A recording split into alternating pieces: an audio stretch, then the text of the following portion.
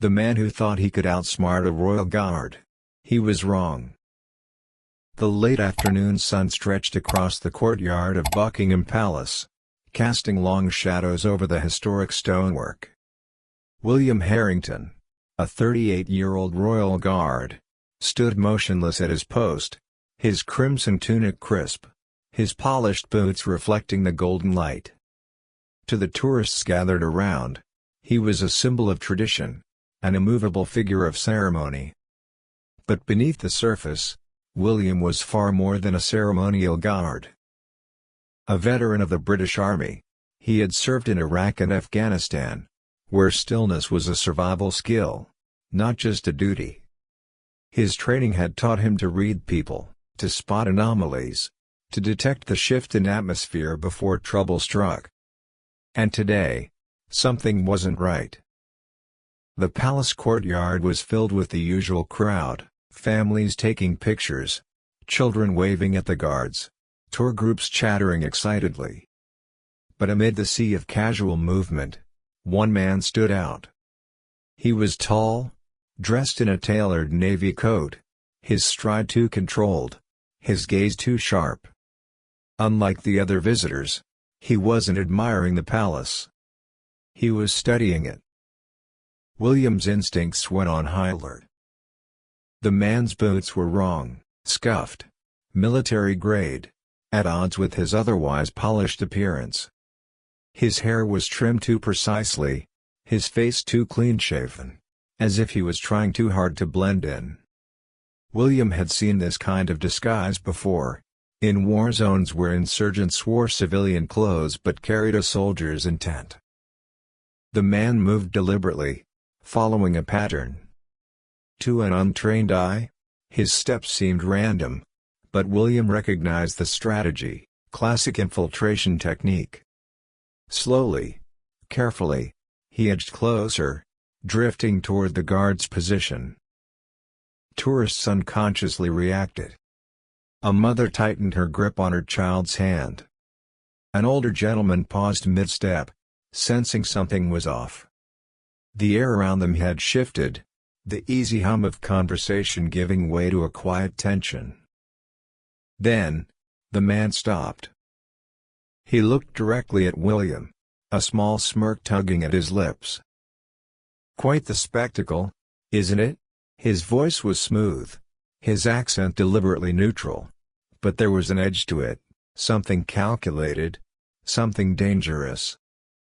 William remained silent, his face unreadable, his training demanding discipline. The man's gaze darkened, as if searching for weakness. Then, for a brief second, his eyes flickered with something else. Recognition. He knew exactly what kind of soldier stood before him. William Harrington remained still, his expression unreadable beneath the towering black bearskin hat. His posture was perfect, his discipline absolute. But beneath the rigid formality of a royal guard, his instincts screamed a warning. The man before him wasn't just another curious tourist. He was testing him. Probing. Every calculated movement, every measured glance, spoke of someone trained, someone who understood tactics, who had studied confrontation like a science. The man's smirk deepened as he took a step closer. "All this ceremony," he said, his voice carrying just enough for nearby tourists to hear. He gestured toward the palace behind them. "A grand display of power, don't you think? But that's all it is, a display." A few onlookers exchanged nervous glances, their previous excitement dimming into quiet discomfort. Something about the man's tone, the way he spoke, sent a ripple through the crowd. They didn't understand the full danger yet, but they sensed it. William's heartbeat remained steady, his gaze locked forward, but every nerve in his body was coiled tight, ready. The man took another step, moving to William's left flank, a deliberate attempt to break the illusion of the guard's unshakable presence. His voice dropped lower, just for William. "You stand here. guarding symbols of an empire built on lies. His words were slow, methodical, meant to provoke. While the world moves forward, you cling to the past, dressed in red and gold, pretending this all still matters. William's grip on his rifle remained firm. His pulse didn't quicken. He had faced far worse in the deserts of Afghanistan and the streets of Basra. He recognized this type, the ones who believed their ideology made them superior, who thought their words could shake a soldier's resolve. The man's smile faded as William refused to react. His eyes flickered, frustration creeping in. He wanted a response. He wanted anger, fear, something. "You're silent," the man mused, tilting his head. "Fitting. That's all your kind does, isn't it? Stand by while your so-called civilization crumples." Then, something shifted. The man's stance changed, just slightly, but enough. His right hand drifted toward his coat, his fingers brushing against the fabric in a way that set off every alarm in William's mind. It was a practiced movement. A familiar one. William had seen it before, right before a weapon was drawn. William saw the movement before anyone else. The way the man's hand drifted toward his coat, it wasn't hesitation. It was intention. A movement refined through training, practiced in front of a mirror, repeated until it was muscle memory. He's going for a weapon. Time seemed to slow. Tourists remained unaware, their laughter and chatter oblivious to the storm about to break. But William's world sharpened into a single, undeniable truth: this was the moment. In the space of a heartbeat, he calculated everything. The angle of the draw, the likely type of firearm, the distance between them, the reaction time needed. The man's posture told him he had carried a weapon before, but his eyes betrayed him. They weren't filled with rage or desperation. They were waiting, anticipating. "He expects me to hesitate." He was wrong. The man's fingers curled around the grip of a CZ-75B pistol, sleek and deadly. But before he could clear the weapon from his coat, William moved. The transition from ceremonial stillness to explosive action happened in less than a second. His white-gloved hand shot forward, lightning fast, seizing the man's wrist with unrelenting force. The pistol barely left the holster before William twisted sharply, his grip like iron, redirecting the weapon's trajectory away from the crowd. The man barely had time to react before his balance was broken, his own momentum used against him. His breath hitched, a fraction of a second of shock, before William's free hand struck, a precise and devastating blow to the nerve cluster along the attacker's forearm. The gun fell. William caught it mid-air, his fingers closing around the grip with practiced efficiency. In one fluid motion, he pressed the magazine release, ejecting the fully loaded clip into his waiting palm, while his thumb racked the slide, sending the chambered round flying. The bullet clinked onto the cobblestone ground, the sound ringing louder than any gunshot. For a moment, silence. Then chaos. Screams erupted. Tourists scrambled backward, gasping in shock, cameras forgotten in trembling hands. A child clung to his mother, eyes wide with terror. The disarmed attacker staggered, his face contorted with fury and disbelief. He had expected an easy target, a symbolic guard, bound by ceremony. Instead, he had found a warrior. For a moment, the world stood still.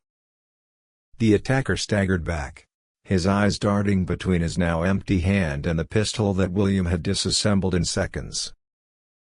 The disbelief on his face was almost comical, as if he couldn't comprehend how quickly the tide had turned. Then, his expression twisted into rage. "You," he snarled, But before he could finish, William moved again. With the butt of the confiscated pistol, he delivered a precise, controlled strike to the bridge of the man's nose. A sickening crack echoed through the courtyard as cartilage snapped. Blood poured instantly, staining the attacker's expensive coat. He let out a strangled gasp, hands flying to his face as he stumbled backward, his once composed demeanor shattered. The tourists had finally caught up to the danger that had just unfolded before them. Screams mixed with the pounding of hurried footsteps. Parents pulled their children close, shielding them from the sight of the injured man, while others fumbled with their phones, some calling the police, others recording in stunned silence. But help was already on the way. William had seen the moment the elderly veteran, the man who had been quietly watching from the sidelines, pressed the emergency call button near the palace gate. 90 seconds ago. And now, sirens. The first Metropolitan Police units tore into the square, their blue lights flashing like a warning to the fugitive. Officers spilled out, weapons drawn, voices commanding. Armed police. Hands where we can see them. The attacker turned sharply, eyes scanning for an escape route. He knew he was trapped. His breath came fast and ragged, blood dripping down his chin, his once arrogant stance reduced to frantic desperation. Then, he ran. Shoving past onlookers, he sprinted for the nearest exit, his shoes skidding against the cobblestones. A trail of crimson marked his path, a beacon leading straight to him. William did not move. His job was done. He remained at his post, standing tall, rifle in hand, as police officers launched into pursuit. They would catch him, it was only a matter of time. Because no matter how far the fugitive ran, no matter where he tried to hide, the Royal Guard had already beaten him. William Harrington did not turn to watch the chase. That wasn't his duty. Even as the attacker disappeared into the streets of London, pursued by police, even as the sound of sirens echoed through the square, William remained exactly where he was. Motionless. Unshaken. Unbreakable. Tourists stared at him in awe. Some whispered to each other, still trying to process what they had just witnessed.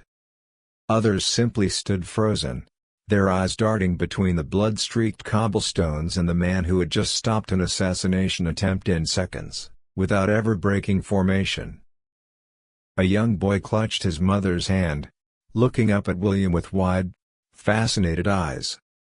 A woman, visibly shaken, whispered something under her breath.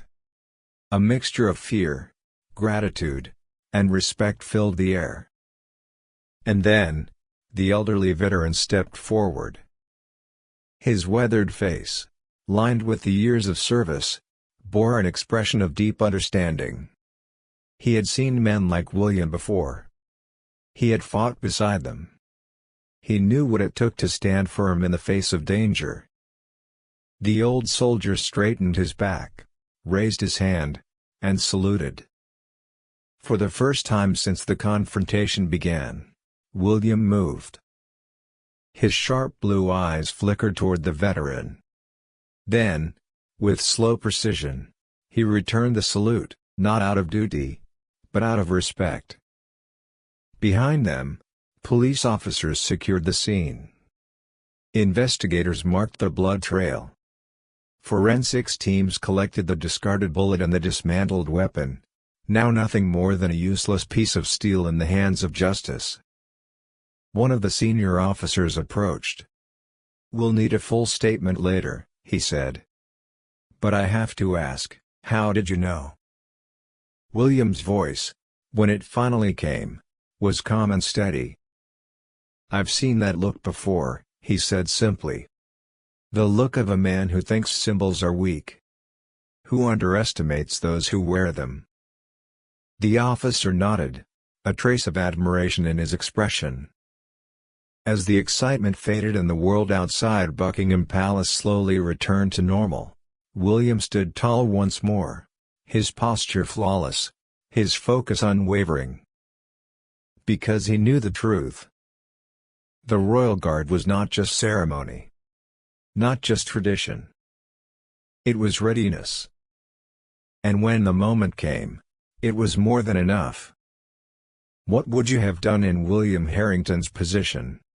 Could you have remained calm under pressure, standing firm while danger unfolded just inches away?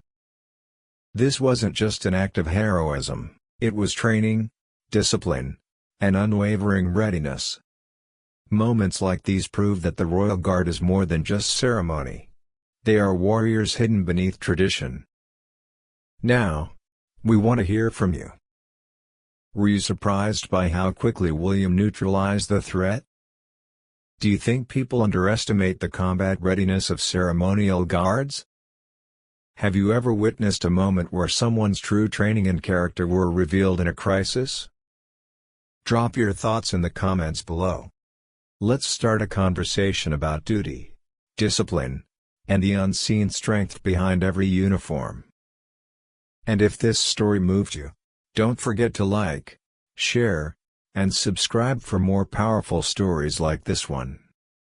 Hit that notification bell so you never miss an upload.